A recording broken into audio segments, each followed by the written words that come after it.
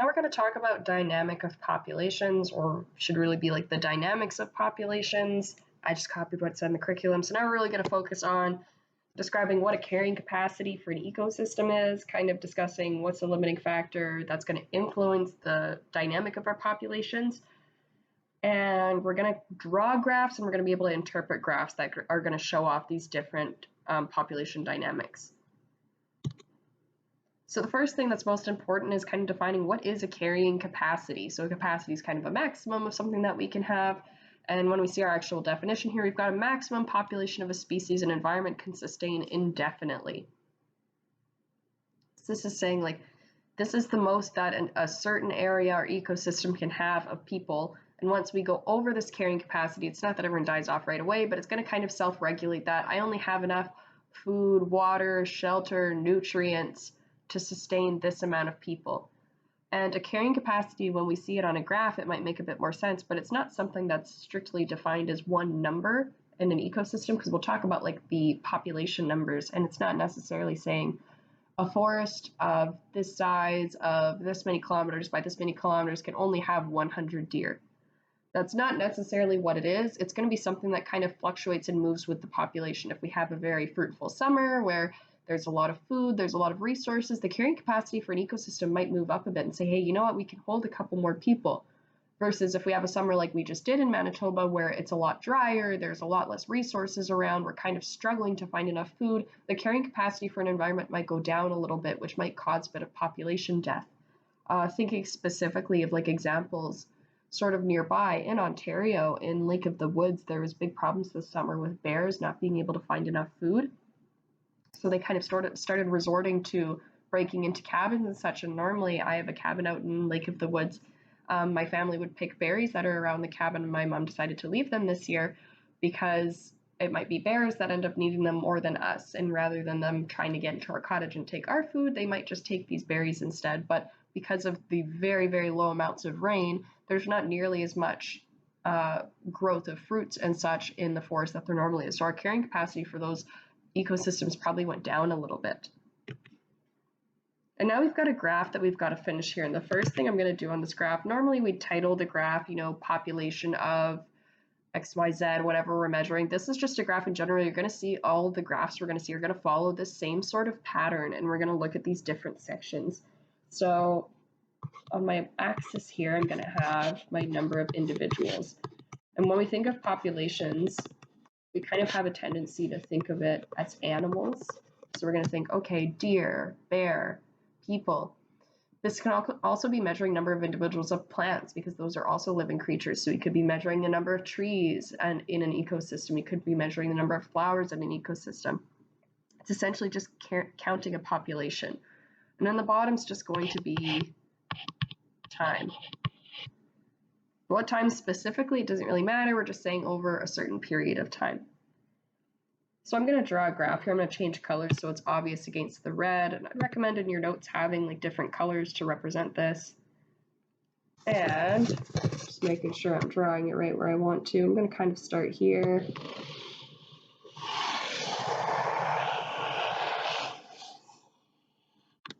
So this is kind of what we're going to have. We're going to have it kind of slow at the start. It's going to shoot up, and then when it gets into C, we're going to kind of get this wiggly thing going on.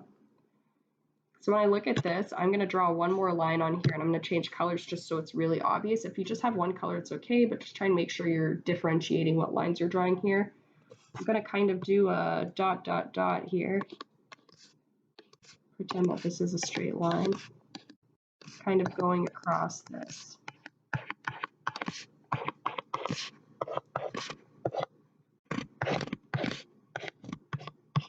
And that right there is going to be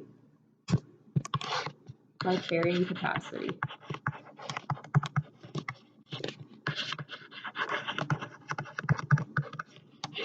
So you can tell that's like the max number of individuals I can have in this ecosystem before my system kind of starts to self-regulate and starts to cause some population death. Pretending that that blue line I drew there is straight. It should be straight across. It doesn't really look like it. So making sure I'm taking time to copy out this graph. And now we're going to look at each individual section as we go. So I'd recommend looking at this graph while we're kind of defining what each section is. because each section is kind of an important aspect of how a population is going to grow and kind of stagnate at a certain size. So our first section A, we're going to look at the most important thing. I'm going to kind of title this as a slow growth, or kind of an adaptation period. So if we look at our graph, I'm not going to go back and forth a ton. I don't want to flash the screen around too much, but if I'm looking at my graph and I look at A, I kind of see, okay, my population's going up, but not very quickly. It's just kind of slowly making its way up there. And there's a couple of reasons for this, and I should be able to list these reasons when I'm saying, oh, well, I can tell there's a slow growth. Well, why is there a slow growth? Only organisms that are at sexual maturity can reproduce. This is the same for animals or plants. So only some of them can reproduce, and at that low population number, if I only have 10 deer, not all 10 of them are going to be at sexual maturity and able to reproduce. So we kind of need to build up the population numbers before we kind of start to get that fast growth. You can also see that our organisms are kind of adapting to a new environment, so they might still be finding food, finding water, finding shelter, kind of getting used to how to survive here. And the graph we're looking at, obviously later on we can see the population numbers rise up, but for every single population might not be the same as this. If they don't adapt as well, they might never really take off and get adapted to the environment that they're in. So I would take a minute if you need to pause to write everything down in your notes under A, that's fine. Just to save time, I'm going to skip over to B. So when we see B, I kind of spoiled it already, but compared to our kind of slow growth happening in A and B, we'd call that a rapid growth. So at this point, we're adapted, we're ready to go, our population numbers are going to shoot way up. So like I'd mentioned before, if I only have 10 deer, only so many of them are at sexual maturity and are able to reproduce, versus now if I have all of a sudden I'm at 20 deer, and then I'm at 40, and then I'm at 80. It's kind of an exponential growth at that point, that a certain percentage of that population will be able to reproduce. The more population there is, the more I can create. Compared to our adaptation period, now we're adapted to survive here. I found food, I found water, I found shelter, I know how to find all of these things. I've got other population, like other deer I can reproduce with. I'm doing fine. And most importantly here, my resources are abundant. I can have children because I know there's enough food, water, and shelter to go around that I'll be able to grow these children until they are mature enough to be able to have their own children. Again, if you need a pause to write all this down, you can pause it. I'm just going to move on to C. Once I see C on the graph, I notice, okay, that's kind of when we had the wiggles going on the graph. So I'm going over the carrying capacity, and then when we're going back down, obviously that means that some of our population is dying. So at C, that's when our carrying capacity has been reached. That's when our ecosystem's saying, whoa, okay, that's enough of you. I don't really have enough resources to go around or enough space to go around to maintain as many of you as there are here. We'd say the growth of a population is now at 0. You'd say, well, how do I know it's 0? And you can kind of look when I see those wiggles that are kind of cut by that carrying capacity, even if I've got, okay, 10 deer that are born right there, I'm also going to have 10 that are going to die later on. So kind of our mortality rate is going to be the same as our birth rate for this population. It's kind of equaling itself out.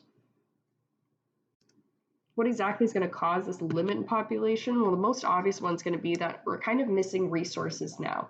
In our rapid growth period and even our adaptation period, we were finding food, we had tons of food, we had enough resources to go around for everyone, versus now there isn't exactly enough resources to maintain this many people. So the ecosystem is going to kind of regulate itself that if there's not enough resources to maintain all these people, then all these people aren't going to live. And when I see, okay, well, if all these people can't live, then how do I even end up going over this carrying capacity? Shouldn't it kind of limit itself before it gets to that point? And there's small fluctuations that can happen here, and we're going to say that those are caused by limiting factors. So you can think certain things are going to happen that we're not necessarily prepared for, that aren't normal, like a sickness coming in, or if a new population gets introduced to the ecosystem, we're going to kind of have a competition for resources suddenly. And this kind of plays in with the fact that my carrying capacity can move. If all of a sudden my deer were in this ecosystem and another different species of something similar to a deer, like if all of a sudden there was moose that came in and were fighting for the same resources, for the same shelter, for the same water, my carrying capacity is probably going to move down because now there's half as much food to go around for everyone. If all of a sudden something like that were to leave, my carrying capacity would go up. So now we'll get into like there's 4 main factors we're going to look at that are going to determine carrying capacity, and you should have like titles for each of these. We'll go into each of them in more detail. So main one we talked about a lot. Resources would be materials and energy, food, water, even shelter would fall into this. We look at food chains, so who's going to be eating what, something hunting the deer or the deer hunting something else, not really, but kind of falls into competition as well, that even though the deer aren't necessarily hunting something like carnivores, if we compare deer and moose, okay, they're both probably going to be going after the same food sources. And density, we can only have so many people in a certain area. So for materials and energy, all the populations are going to be dependent on the availability of important things like solar energy, water, carbon. We're carbon-based life forms. When we say carbon, it's mostly saying like food, because that's how we're going to get carbon. And other materials essential to the environment. So that would be something like shelter. If I were to live in Manitoba in the winter, I would say something essential to the environment would probably be somewhere for me to shelter myself from the cold, something to shelter me from the wind. If I were to live in the middle of the Sahara Desert, again, I would probably need shelter to kind of hide me from that blaring sun all day, from that heat. And a specific one here just with solar energy, we might think, well, I don't really need solar energy. But if you think down the food chain, I need that solar energy to be able to grow plants. Or if we think of how trees are going to grow, solar energy is really important to them to do photosynthesis. And you'll notice trees will go straight up and then they'll have all their leaves at the top. You won't see trees growing many leaves at the bottom unless they're in a very like sparse forest and they're able to do that. And then you're going to have small growth underneath that doesn't really get a chance to grow very big unless there's an opportunity a tree falls down or something and gives them some more of that solar energy. So that'd be kind of something that's going to limit our population a bit, is there's less availability of solar energy at the forest floor unless another tree were to fall down. Then we've got food chains. So again, my populations are going to vary depending on the trophic levels above and below them. So if I were to have a really great summer, tons of water, not too much that it would cause flooding, I'm going to have tons of population of grass, which means I'm going to have way more food for my little rats above here, which means there's way more food for the snakes up here and way more food for the eagles at the top. So our carrying capacity is going to go up for all of them. If I think if something tragic were to happen and all of a sudden, we decided to start killing off all the snakes, didn't like them being around our houses or something, so we start killing off a whole bunch of the snakes. They're not all gone, but a decent amount of them. Well, suddenly there's less food sources, so the population of my eagles are probably going to go down. Meanwhile, there's nothing hunting my mice anymore, so they're probably going to go way up. Now that my population of mice is way up, well, there's not enough grass to really maintain it. Their population's probably going to go down, so it's going to kind of cause these cascades. And this is just an example. This isn't really something specific, but it's going to cause these cascades down the trophic levels as food chains get affected around them. Then we've got competition. We're going to define competition as 2 different things. We've got interest-specific competition and inter-specific competition. It's a bit easier to differentiate in French, like the big difference here is the ER and the A, or RA, I should say, not the AS. So intra-specific and inter-specific. So I'm kind of thinking what's going to be fighting what in these scenarios. So when I look at intra-specific, this is going to be between members of the same species. So if I would think of 2 moose that are going to fight over a mate, that would be something that would be a fight between the same species. Or if I think of 2 moose fighting over the same food source, that there's only enough food for one of them, that would be an intraspecific competition. Obviously, if intraspecific is between members of the same species, interspecific is going to be between members of a different species. So I'd see if there was a bear that was going to fight with a deer for food or something like that. It would be just between different species at that point. Then we talk about density. So that's how many individuals can survive in one area at one time, and this is going to be limited. If we pass like our density limit, then we're going to have some consequences. And I specifically list a lot of ones that are going to lower populations, but there's also a possibility that this can heighten populations too. There's a couple examples and worksheets, and I'll name those after. Just I noticed after I'm kind of focusing on the doom and gloom part of it. We call these density dependent factors because what affects this is how dense an environment is, how much population there is in each one.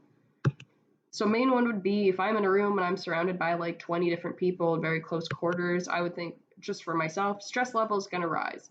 And the stress level is going to affect you physically too. So it's not just, okay, now I'm stressed out, but this is going to have physical effects on you too.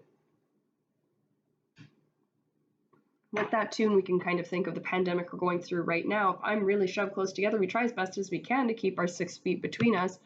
There's going to be an increase of illness because it's going to get passed around a lot easier the more dense it is. If I have enough space between everyone, it's not going to get passed as easily. However, if we're all crammed in one tight space together, there's going to be an increase of illness affecting everyone. In the same vein, we've got an increase of parasites. Parasites are a bit different because illnesses aren't necessarily living. Parasites are living. But again, if we're closer together, we're all sharing the same food sources, water sources, there's going to be an increase of these parasites getting passed around. Our mortality rate is going to increase just because there's so much more illness, parasites, stress going on. And we're going to say the birth rate is going to decrease. Something like stress can cause kind of more pregnancies to be lost in a population. Also, if I were deciding to have a child, like as an animal, you'd look at the amount of resources, and having a child isn't exactly viable in an environment like that. You kind of have to prioritize yourself. It's survival of the fittest sort of thing.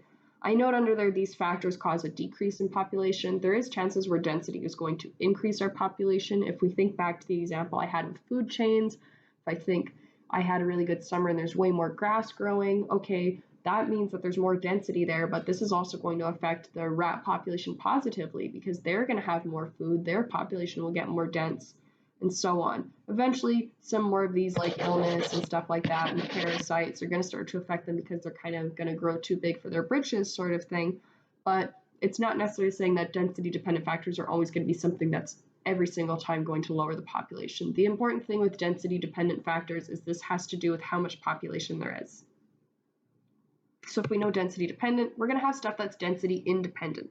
Has nothing to do with how much population size there is. It's going to affect the populations no matter what, and it's not really selective on which populations it affects.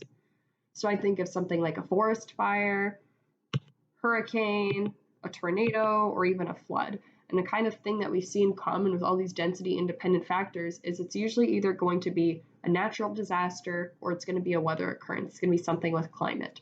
So a hurricane, it doesn't really matter if I had a population of 10,000 organisms or if I had a population of 10 organisms. The hurricane's going to happen no matter what. Would an illness spread as easily in both of those populations? Probably not. It'll probably spread easier in 10,000 than it would in 10 because of how much space there is and sharing of resources.